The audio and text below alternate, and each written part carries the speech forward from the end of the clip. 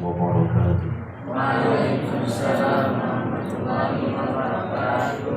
Alhamdulillah rabbil alamin ala nikmatika ya Allah sallallahu ala sayyidina Muhammadin. Assalamualaikum ya Rasulullah, assalamualaikum ya Nabi Allah, assalamualaikum ya Habibullah wa ala alihi wa ashabihi. Rabbi a'udzubika min hamazati syayatin wa a'udzubika rabbi yahdurun. Sama kita awali. Allahumma akhrijna min dhulumati wa akrimna wafqa alaina wa hasin akhlaqana bil hilm wa sahhid lana abwaab fadlika ya arhamar rahimin. Al-Fatihah.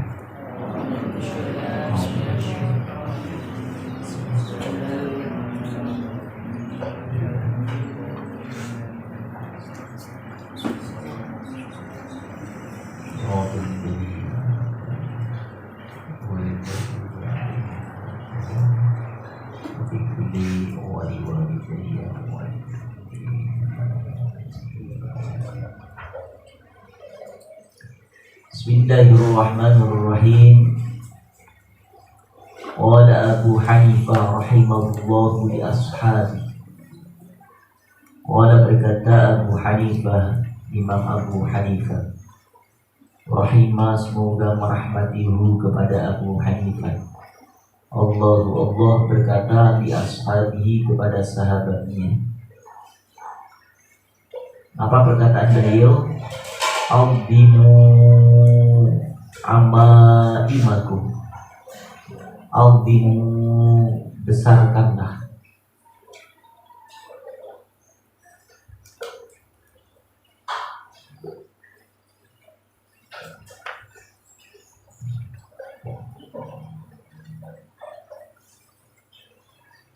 Amaimakum, sorban.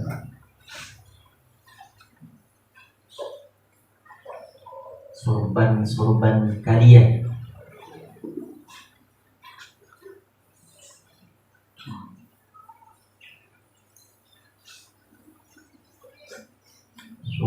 Sorban kalian.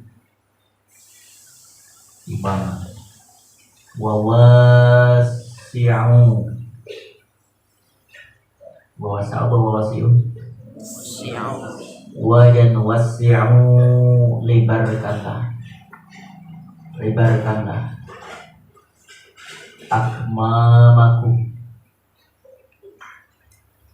Akmamakum, baju lengan kalian. Wadan wasi'u, lebarkanlah, luaskanlah. Akmamakum, lengan baju kalian.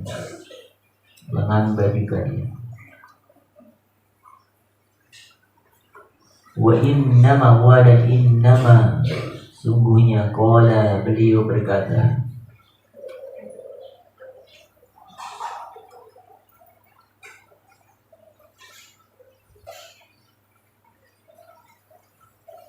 li'alla, supaya tidak. Dalika, yang demikian itu. Wa dan innama, sungguhnya, qala, beliau berkata, dalika, yang demikian itu. Li'alla, supaya la tidak. Istakhaffa, diremehkan.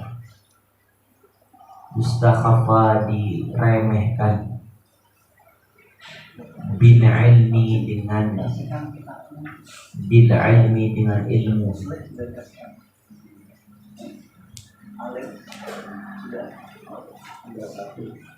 Wa ahlihi, dan pemilik ilmu. Atau orang alim. Kenapa sampai Imam Abu Hanifah menyampaikan kepada sahabat-sahabatnya untuk memakai selalu imamah, sorban, kemudian baju gamis, supaya menjadi pembeda bahwa seorang alim, seorang yang berilmu, itu tidak hanya mampu dan bisa menyampaikan ilmu-ilmunya, namun secara lahiriah dia juga tunjukkan dengan memakai mengenakan pakaian yang menjadi sunnah Rasulullah Shallallahu Alaihi Wasallam. Artinya tidak ingin menunjukkan bahwa dia orang hebat, dia orang alim, dia orang berilmu, tidak. Hanya tidak ingin beliau supaya mengamalkan, menghidupkan sunnah dari Rasulullah Shallallahu Alaihi Wasallam dalam segi penampilan maupun apalagi dalam segi ibadah. Dan Rasulullah selalu pakai imamah, ya. Dan itu yang dipraktekkan oleh para imam. Dan anak santri usahakan upayakan apa yang disenangi Rasulullah kita lakukan. Apa yang senangi guru kita amalkan. Itu diantaranya kecintaan kita kepada Rasulullah. Tidak hanya ukur kata beliau, akhlak beliau, tapi cara berpakaian beliau pun kita usahakan, kita upayakan, kita akan kenakan, ya. Begitupun Nabi ketika saat dulu di pesantren Jawa Tengah, Pak Kiai dulu sukanya pakai peci itu. Jadi kita sebagai santrinya sampai nama Allah. Begitu hijrah ke Jakarta, kemudian kita bertemu dengan guru kita, murabbi kita, Kiai Muhammad Arifin, dan beliau terus menyampaikan tentang bahwa Rasulullah selalu mengenakan imam. Maka kita ikut, ya, menyenangkan guru kita, kemudian mengamalkan sunnah Rasulullah itu bagian daripada mencintai Rasulullah dan sekaligus menyenangkan guru anak-anak. Maka saat guru menyampaikan sesuatu, lalu guru apalagi kemudian memakainya, mengenakannya, maka lakukan dan terapkan, praktekkan. Itu bagian daripada kecintaan santri kepada guru. Contoh misalnya, ya, Abi menyampaikan tidak harus dengan pakai baju putih, gaji putih. Kalau ternyata masih ada yang hitam, itu bagian nggak yang mencintai guru. Itu melanggar aturan. Ini terjadi. Siapa ini? Mana pecinya? Allah, ganti nanti. Ulang. Baju bagian. Contoh pakai imamah. Peci biasa mandi ikat dengan sorban. Jadi ada sunnah di situ. Mas Ali bisa pakai. Dia kayak pangeran di Manokwari. Syukur ininya panjang sampai 3 meter. Satu ikat mungkin. Tapi bagian dari sunnah. Ingat pokoknya selalu kedepankan ini sunnah Rasulullah, ya Allah. Ini adalah pakaian yang kita akan. Jadi setiap untian ikatan itu kami baca sholawat pahala. Berapa kali ikatan kita? Jadi itu dapat pahala mengenakan bagian dari mahabbah, kecintaan kita kepada Rasulullah. Apa pesan Rasulullah? Man ahya sunnati faqad ahabbani wa man ahabbani kana ma'i. Jangan malu, harus mempraktekkan. Dan kalau kita malu kemudian siapa lagi? Dan alhamdulillah di pesantren-pesantren yang sudah benar-benar hidupkan suasana itu luar biasa rapi. Semua santri nggak ada yang pakai peci gitu, semua pakai imamah semua. Coba anak-anak kalau lihat masuk di pesantren Al-Bikro, semua jenis putih, semua anggun. Kenapa? Itulah cermin bagian daripada sunnah Rasulullah SAW. Beda lagi pakai yang cover ala kadarnya, sarung sudah bolong, ya, baju kancingnya pada hilang semuanya, tinggal aku-akunya. Kancingnya tinggal satu-satu di sini lagi. Ya Allah, ya Rabbana. Kadang-kadang ganti dengan kancing permiti, begitu mau tidur ketusuk tangannya. Allah. tentunya setiap perkataan ulama berlandaskan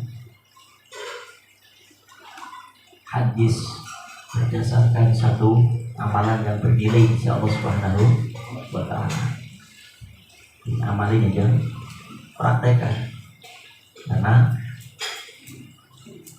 dalam mempraktekkan suatu hal yang disenangi dulu sama dengan mencintai Rasulullah, karena dulunya mencintai Rasulullah,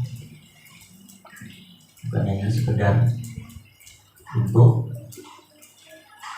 gaya-gayaan, tapi niatkan untuk menghidupkan sunnah Rasulullah Shallallahu Alaihi Wasallam. Bismillahirrahmanirrahim.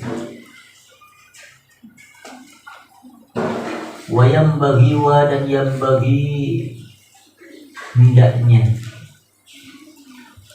li talibil ilmi li kepada talibil ilmi para penuntut ilmu,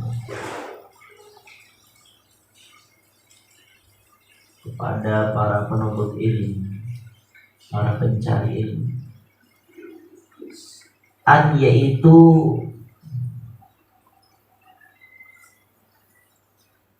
yuhsala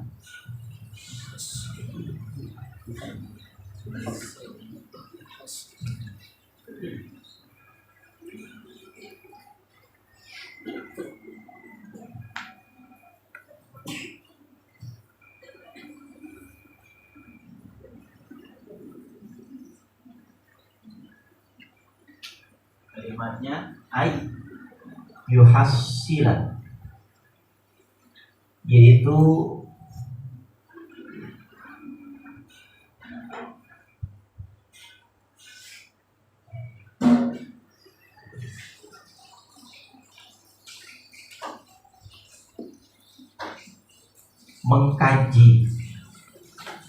mengkaji hasola yuhassil,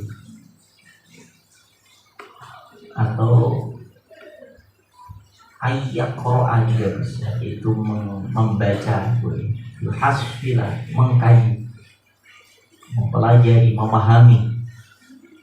Kitab al-wasiyati, kitab al-wasiyati, wasiat, allati yang kataba yang telah menulis kepada kitab itu. Siapa yang menulis? Abu Hanifah, yaitu Imam Abu Hanifah, di Yusuf ibni Khalid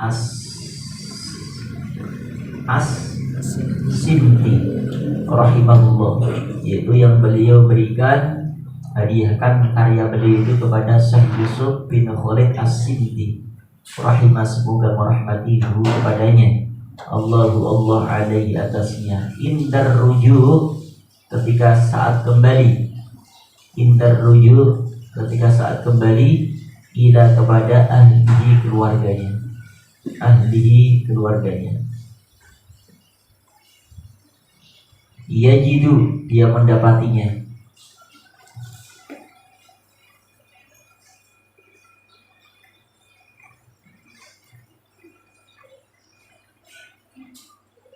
Yajidu, dia mendapatinya. Man, seorang yatlubhu, yang telah mencarinya. Wa kana, wa dan kana ada ustaduna, guru kita Asy-Syaikh Imam Burhan A'imah Ali bin Abi Bakar qaddasallahu ruhahu al-aziz. Guru kita Syekh Burhan A'imah sebagai seorang imam atau pemimpin, yaitu Ali bin Abi Bakar, qaddasa, semoga Allah sucikan, qaddasa, semoga mensucikan Allah ruhahu, kepada ruhnya, atau muliakan ruhahu, kepada ruhnya al-aziz, yang mulia. Amara, telah memerintahkan ni kepadaku, bi kitabihi, dengan kitabihi, dengan bawa kitabnya, indar ruju'i, indah ketika ar-ruju'i, saat kembalinya atau pulangnya, ila baladi, kepada negaraku, ila kepada baladi, negeriku. Wa katabtu, dan aku menulisnya, wa dan katabtu, aku menulismu kepadanya. Wala budda, wa dan la budda, tidak bisa tidak, lagu itu harus, dan lagu itu harus bil mudarris kepada para pelajar, bil mudarris kepada para pelajar, wal mufti dan para guru, wal mufti dan para guru atau para pemberi fatwa, fi muamalatin nasi, fi pada muamalati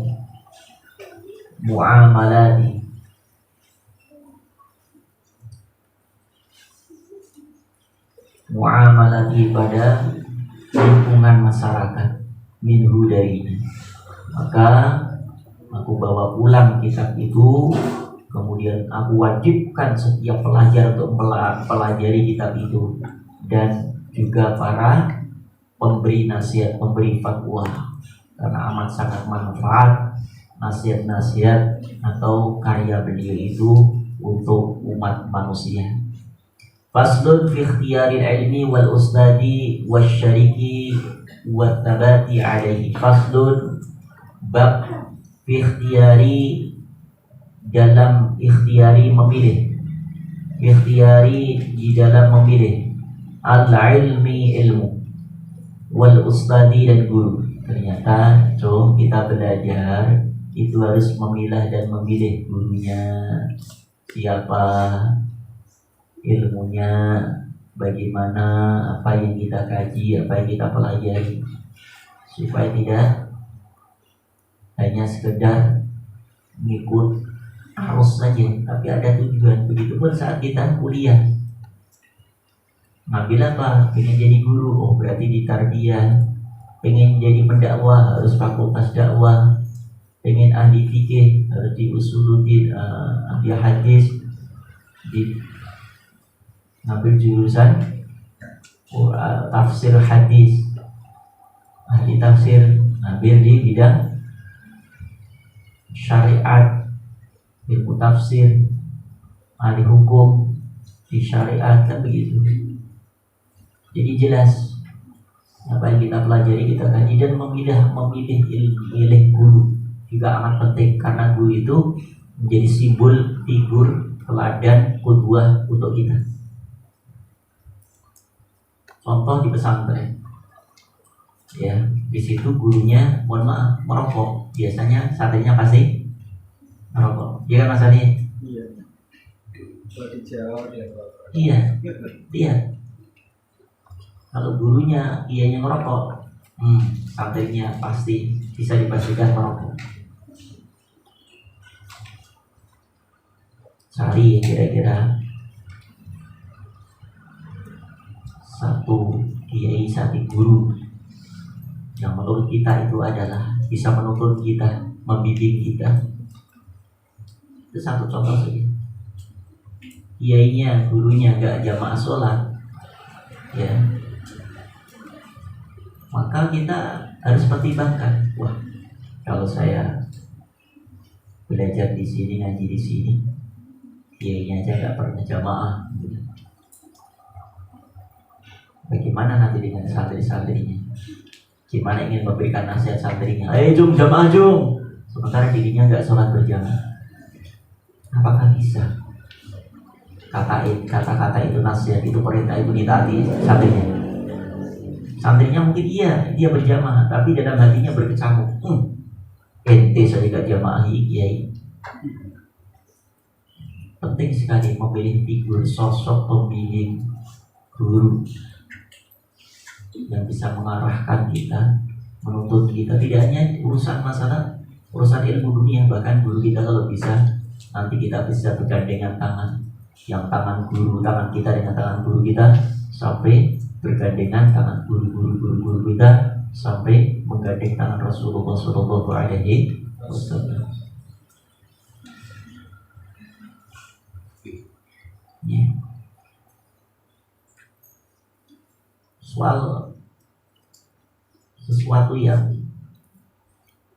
sifatnya lahiriah, apalagi lahiriah, yang bisa dilihat, bisa dipandang, itu kan amat penting kan? Kepribadian guru, sosok pembimbing, pakaiannya, tidak pernah membuka aurat, Kemudian juga bisa menjadi teladan baik hubungan guru itu dengan Allah maupun dengan masyarakat. Karena banyak kasus-kasus sekarang diangkat terus diviralkan, bagaimana menghancurkan nama baik seorang guru. Ya, di sana terdengar bahwa ada seorang guru masuk pesantren melakukan pemerkosaan kepada santri, itu sudah luar biasa sekali. Nah, inilah yang kita khawatirkan. Bahkan nanti suruh menyampaikan anak-anak jauh, nam, ger, do, jaga wudu.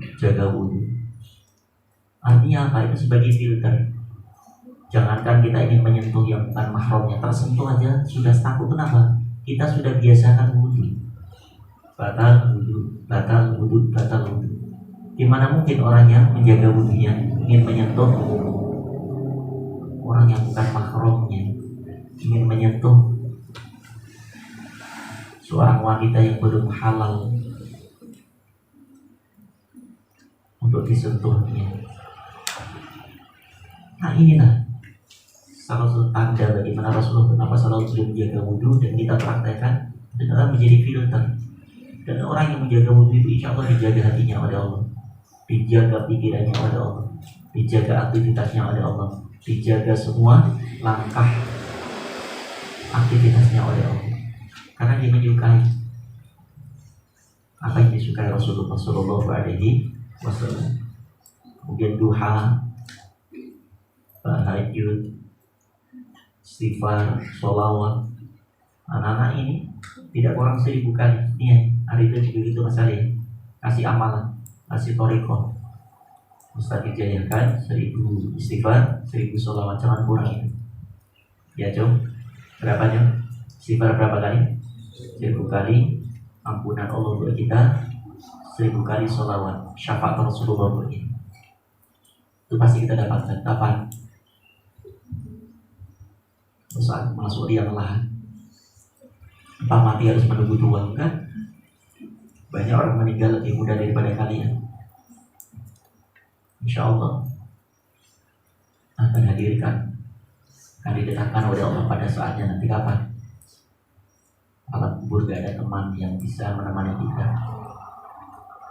gak ada yang sanggup dan bisa memberikan pertolongan pada kita kecuali amal kita. Udah jadi sifat itulah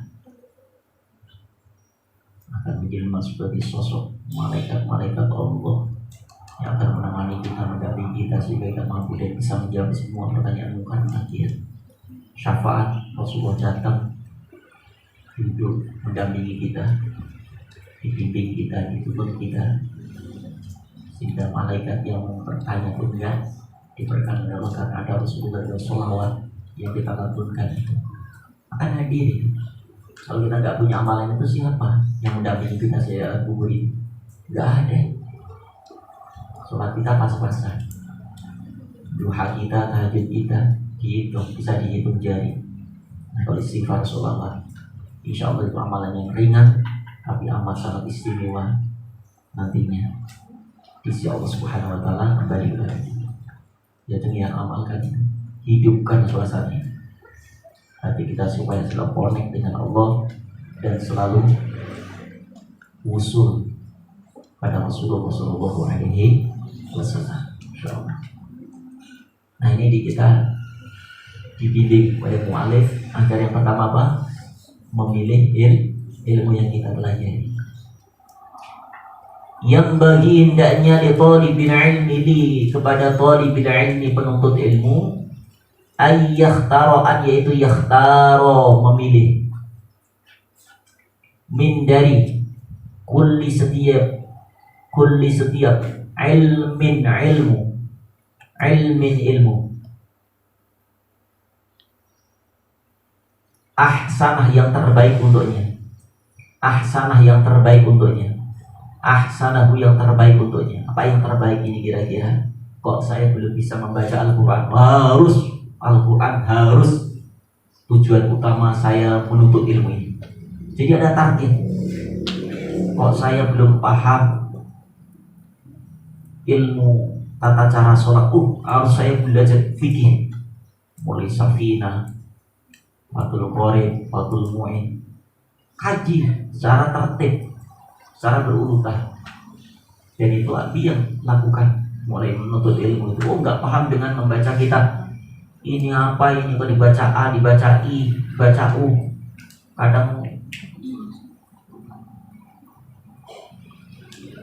muslimun bisa muslimin, bisa musliman.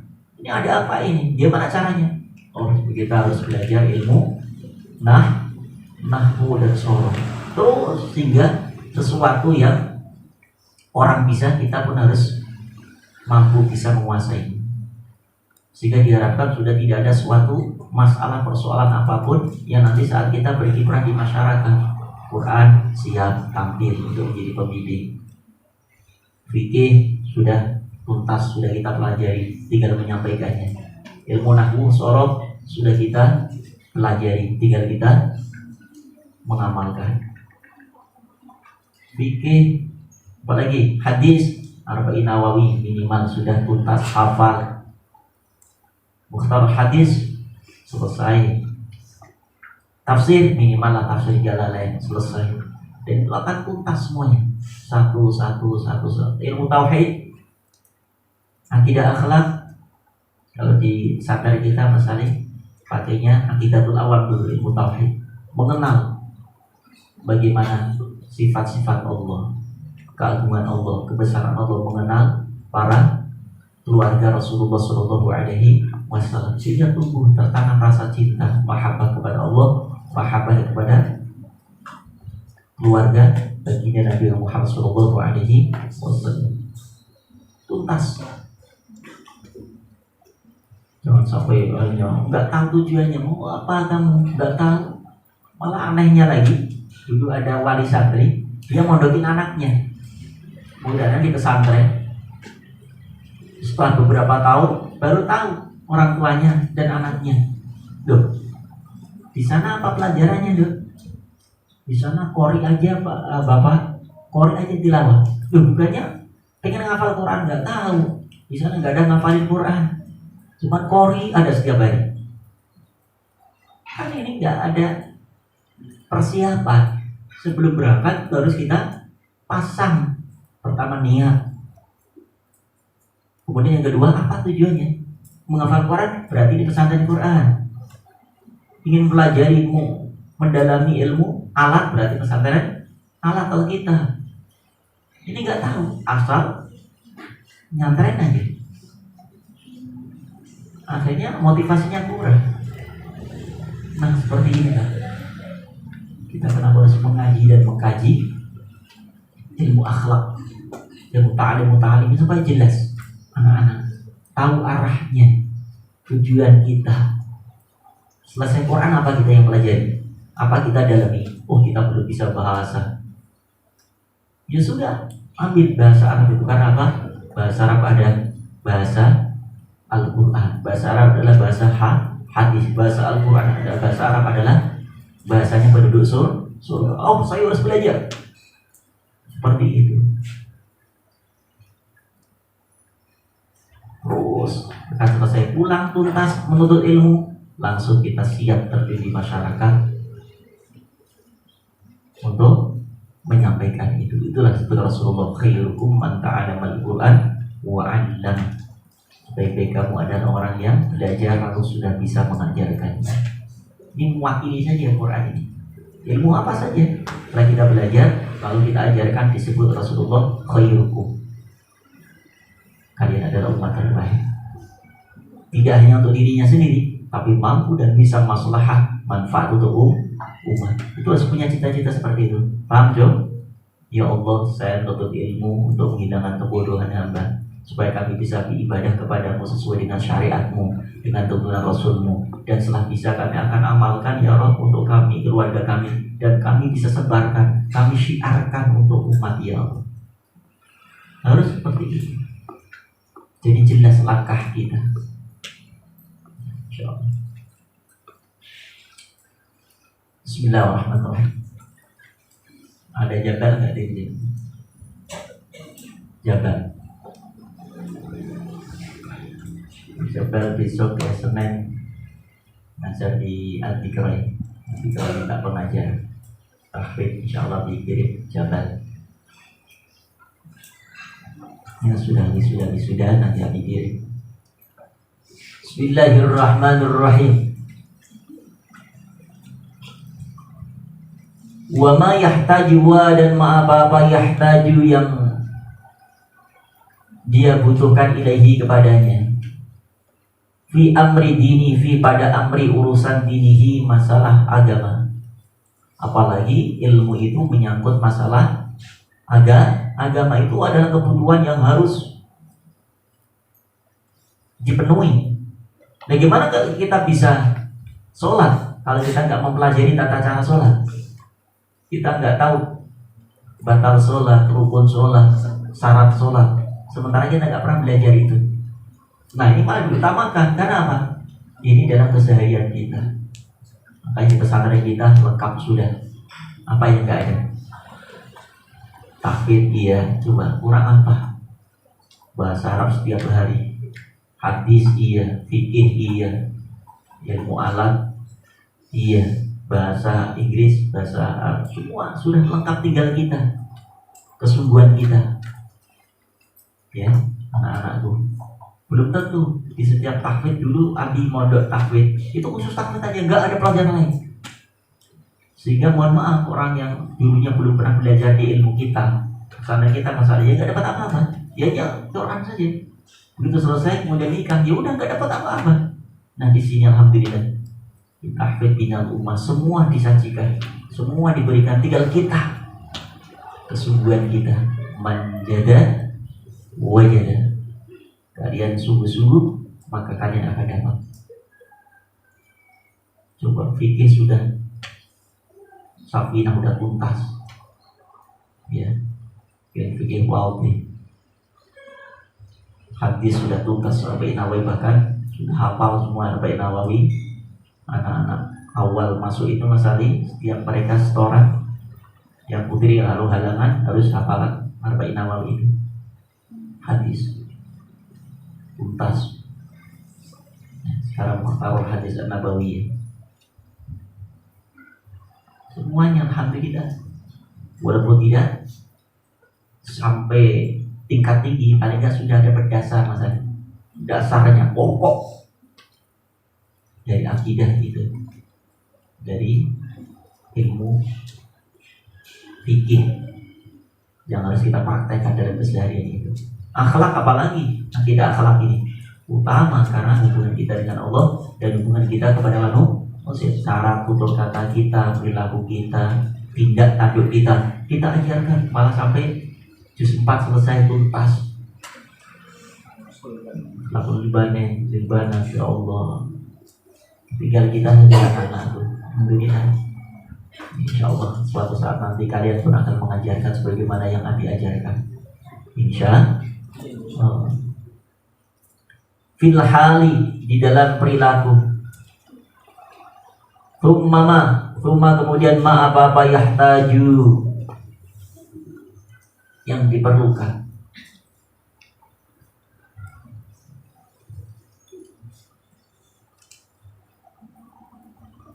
Yahtaju juga bisa yang paling cocok, boleh ya, cocok atau dibutuhkan ilaihi kepadanya.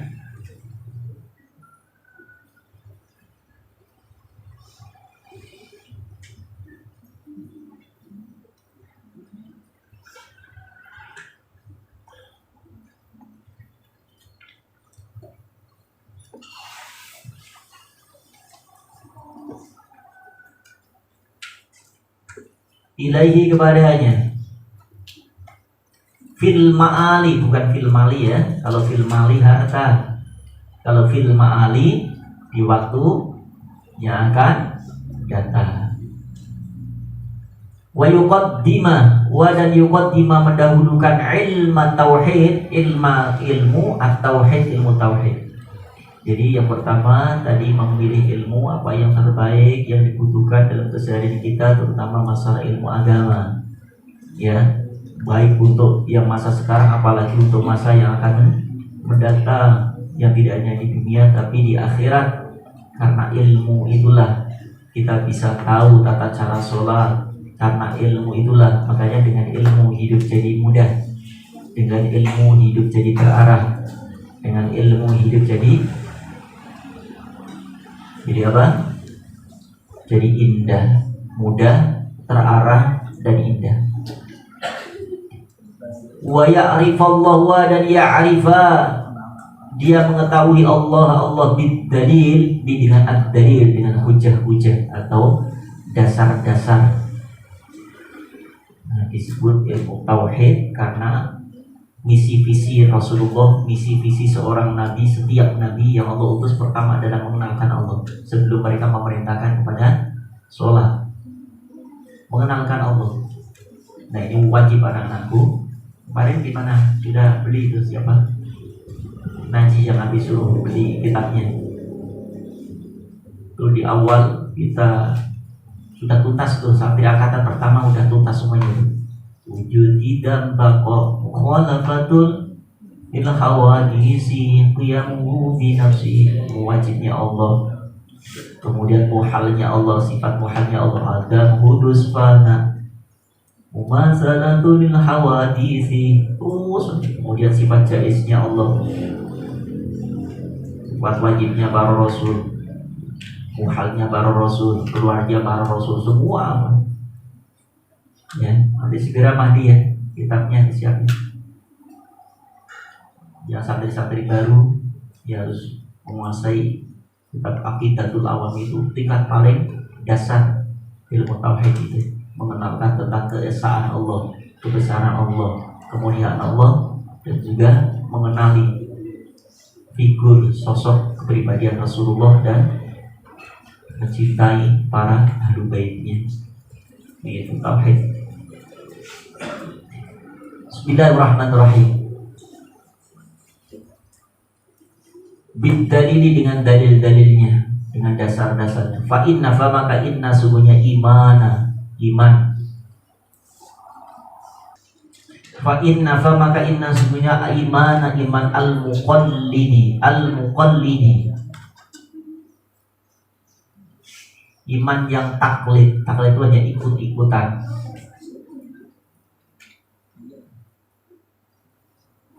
Apa taklid itu? Ikut-ikutan.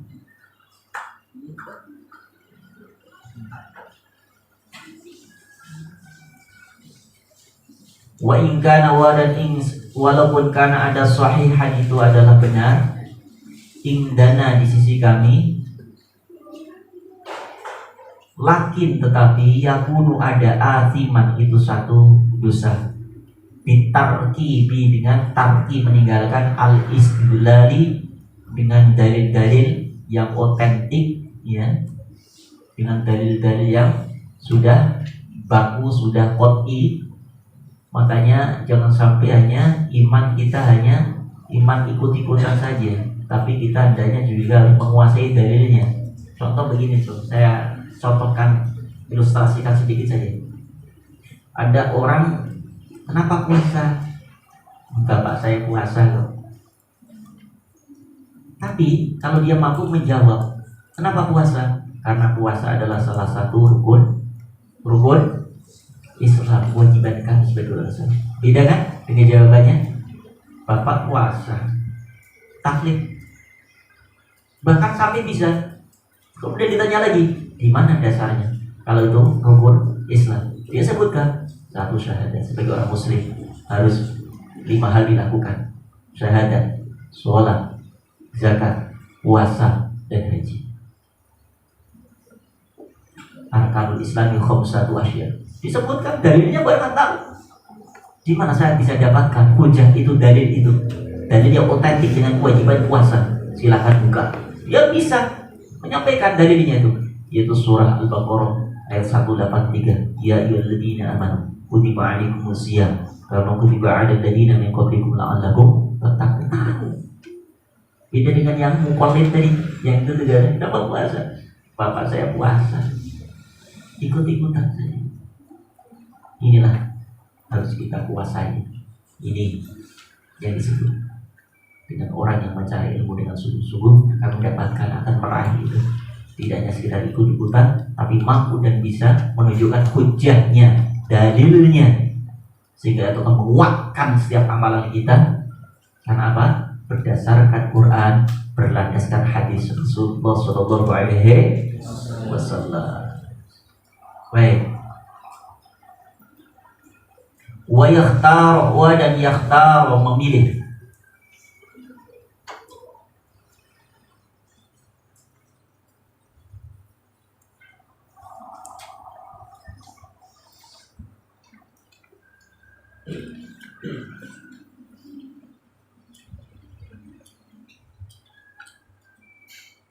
Al-atiqa,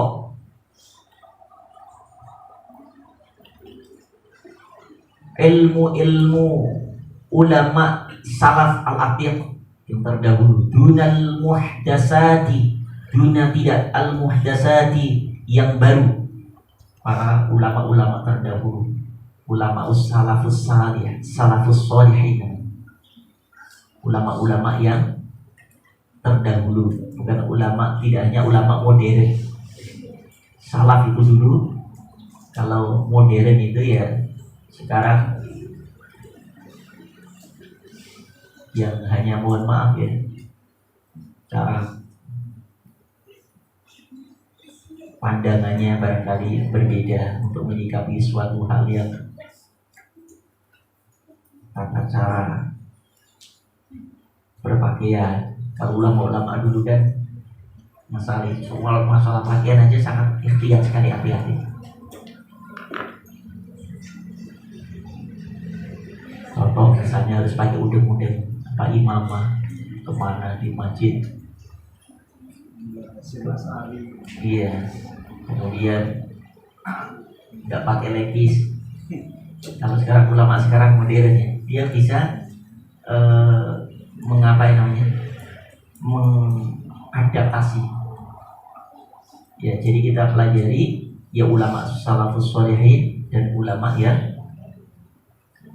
mendatang, supaya nanti nggak kesannya nggak polot. Tahu polot apa? Di mana pas sarung terus kadang-kadang sarungan tapi lupa celana. Kemarin siapa yang Fadli? Ya Allah, sarung duduk sekewek, tapi sarungnya cuma satu-satunya, ngeper lagi, nggak disetelihkan udah berbulan-bulan. Jadi kita juga pelajari, artinya cara berpakaian budi ya, pakai ulama salah. Tapi juga jangan sampai kemudian meninggalkan bagaimana ketika saat di forum, di mana di situ harus masuk di kawasan, mohon maaf ya, perkantoran, ya jangan sampai sarungan, nggak pakai celana. Ya, boleh kok kita memakai sesuatu, mengenakan pakaian baju, dan itu tidak menanggalkan keilmuan kita, wawasan kita yang akan disampaikan. Tapi jangan sampai berubah juga, ngikutin kemauan. Misalnya, Ustaz nanti besok harus begini ya, aturannya seperti ini dan temanya harus seperti ini, karena kita semua nggak menutup aurat misalnya. Ustaz harus menyesuaikan dong, pakai celana pendek. Ya enggak, artinya tetap menutup aurat walaupun pakai celana yang sekarang sudah disiapkan. Untuk tujuannya apa? Tujuannya untuk biar sampai dakwah itu kepada mereka. Coba kalau pakai jubah kemudian masuk ke, mohon maaf ya, ngajinya di tengah-tengah mall, pakai jubah, pakai apa, soalnya ibu-ibu sudah enak duluan, ustaznya tuwek, jadi kan nggak modern katanya. Jadi kita menyesuaikan dulu ya, masuk, diterima, nah baru kita sampaikan tentang kebenaran, tentang kebaikan. Tapi pun begitu, bukan berarti kemudian kita pakai like this, pakai celana kemudian menghilangkan kehormatan seorang guru, seorang ustaz. Ya, ada penyesuaian kapan dakwah itu disampaikan, di mana dakwah itu didakwahkan. Gak mungkin kalau ke mall-mall yang mendengarkan orang-orang perkantoran, kita menyesuaikan kan? Bagaimana pakaian yang mereka kenakan, sehingga seakan-akan nggak ada jarak, jika mereka enjoy dengan menanyakan sesuatu. Kalau sudah pakai sorban, udeng-udeng, kacamata hitam, ya, kayak tongkat, orang mau deket sudah segan duluan. Maaf Kiai, maaf Kiai, maaf. Udah ini duluan, down duluan. Mau nanya aja nggak berani. Dan kita kemudian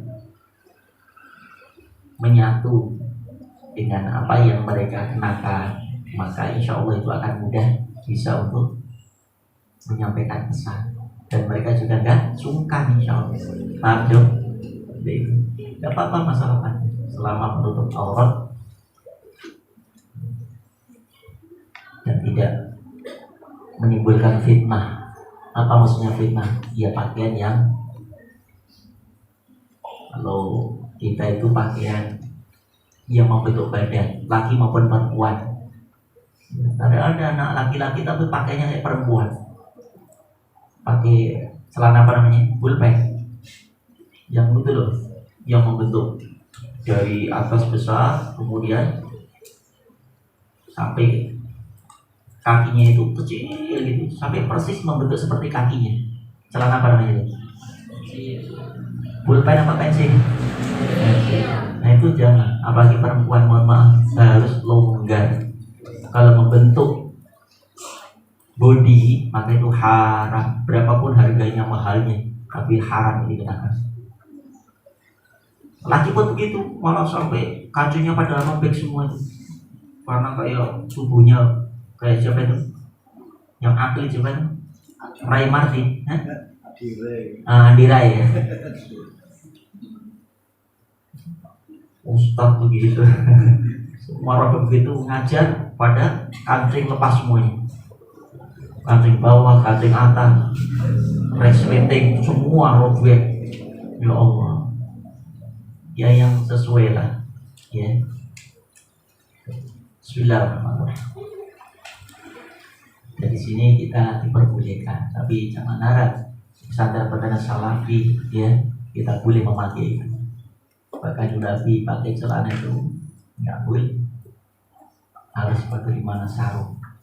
Identik seorang santri salaf, kemana-mana, ke mall sarung, beli sabun ke, dulu belum ada Indomaret, Alfamart, yang terkenal itu Carrefour, Sri Ratu, Matahari, itu kita pakai sarung, sentul gitu.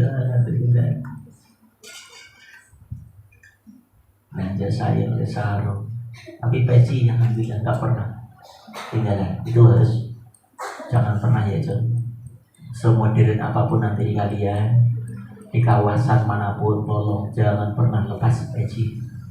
Yang pesan Nabi ya, itu akan ada keberkahan dunia akhirat. Dan itu pesan Kiai, dan Kiai itu tidak hanya memesan seperti itu, tapi beliau benar-benar menyenangkan baginda Rasulullah SAW, karena Rasulullah tidak pernah membuka kecuali saat tidur saja. Nah ini kamar mandi pun Nabi pakai peci. Nabi buka itu hanya saat tidur dan saat olahraga. Nabi buka. Bismillahirrahmanirrahim.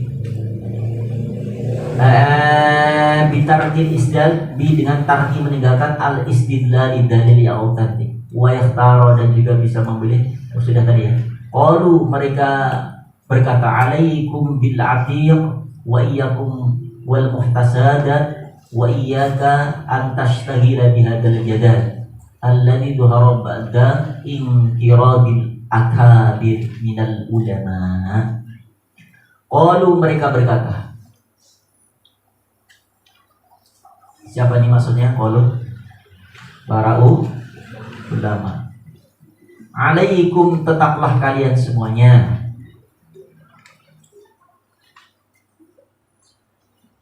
bil atiq,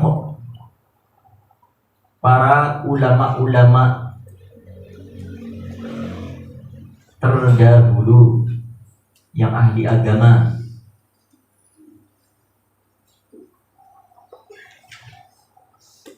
Alaikum, hendaklah kalian semuanya bil atiqi, dengan mendalami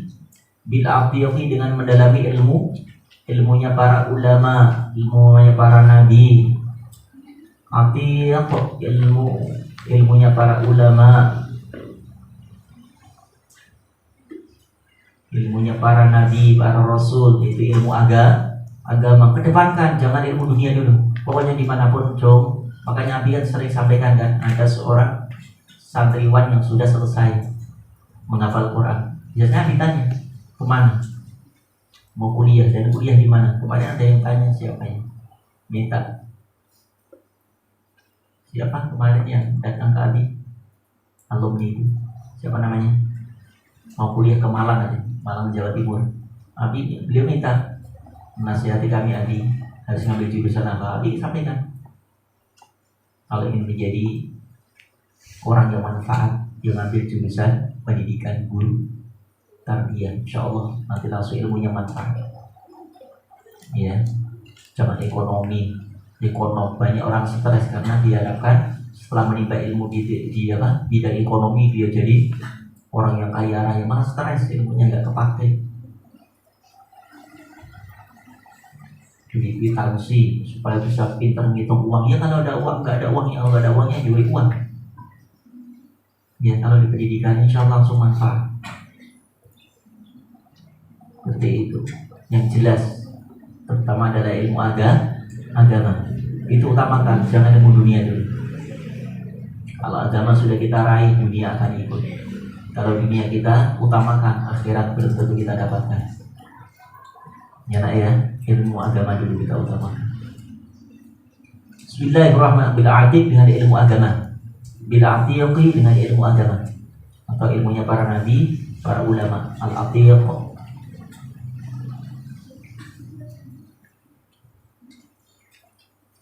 Wa iyyakum, wa dan iyyakum.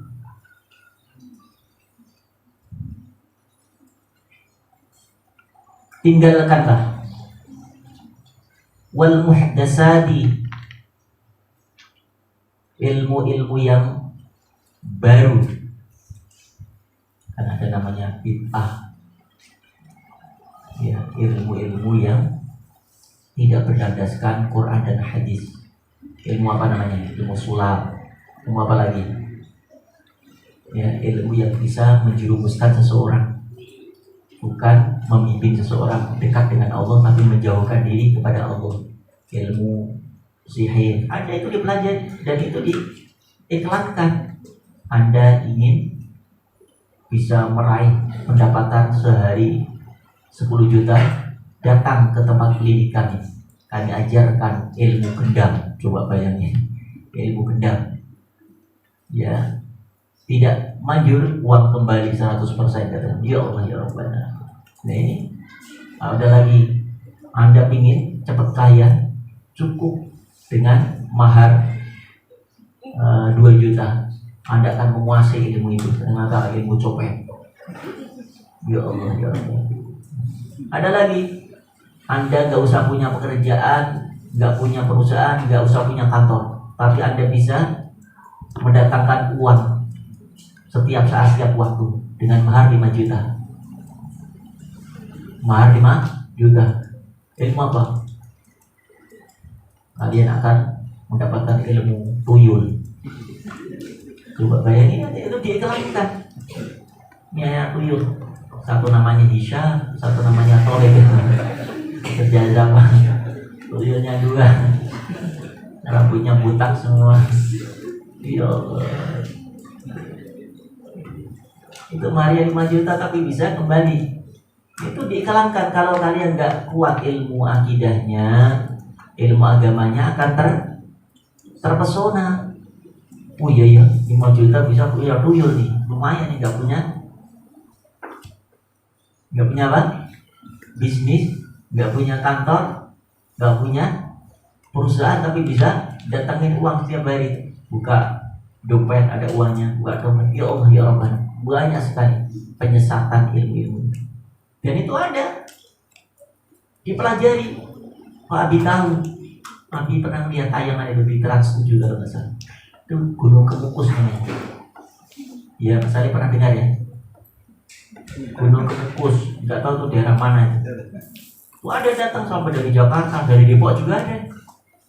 Pengen cepat kaya, instan, dengan melakukan ritual ilmu ini. Ya Allah ya Rabbana, astagfirullah. Gunung Semeru. Nah itu Gunung Semeru, Gunung Lawe, Gunung Cermai, Mak Lampir sana. Gunung Sindoro, Gunung Sidorga. Sindornya pesantren. Bismillahirrahmanirrahim. Muhaddasa ilmu-ilmu yang tiada-ada, karena sesuatu yang aneh-aneh. Wa iyyaka wa iyyaka, takutlah kalian, tinggallah antas tagila, yaitu tastagila, yaitu sibuk bihada, dengan hada ini al-jadali, yaitu perdebatan. Alladhi, yang dhuhara, yang menampakkan.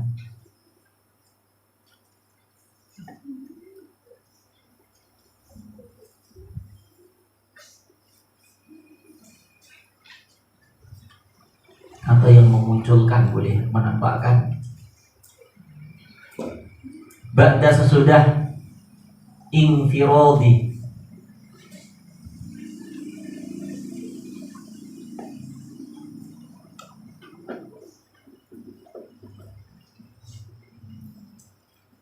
inkiradi,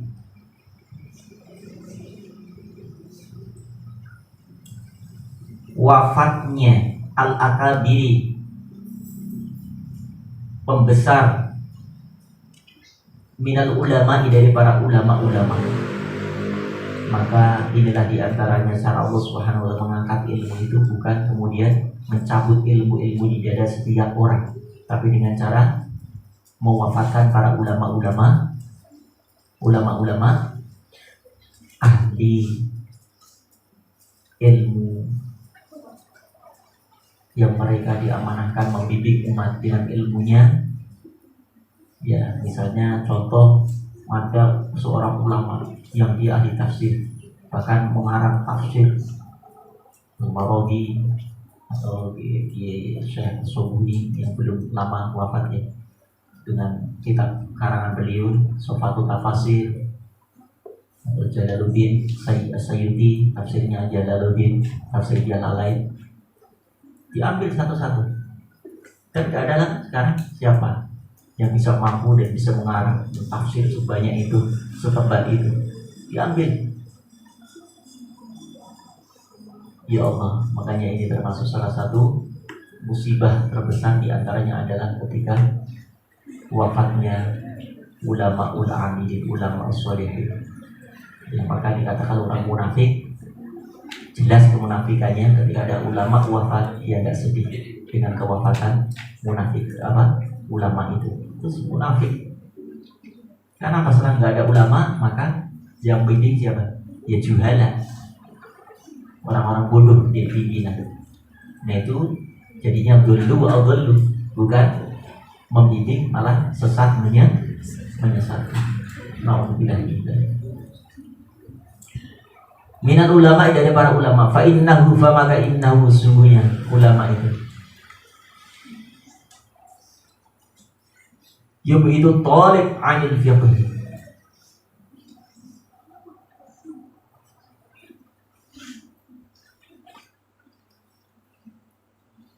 fa innahu, maka innahu, sungguhnya bukan ulama ya, tapi jadal. Fa maka innahu, sungguhnya jadal, kembali ke jadal, bukan jabal, jadal, perdebatan itu. Itu bisa menjauhkan at-talib, seorang pelajar, seorang penuntut ilmu.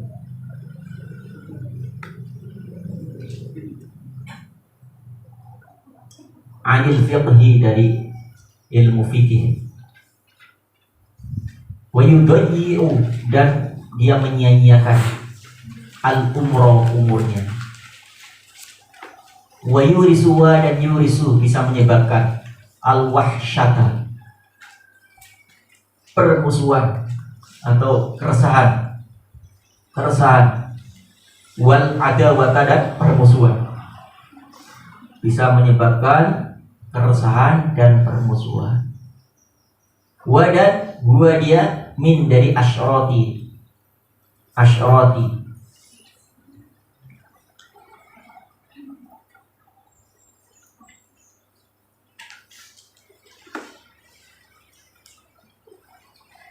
tanda-tanda as-saati hari kiamat, wartifai dan diangkatnya al-ilmu wal fiqhi dan ilmu fikih. Tanda-tanda hari kiamat ya seperti itu. Banyak orang yang lebih memilih ilmu dunia dari ilmu agama, memilih mereka yang bisa memberikan dunia daripada memberikan ilmu. Dan ini di antara tanda-tanda min asyratis sa'ah kama warada bil hadis wallahu a'lam bissawab. Ya la kana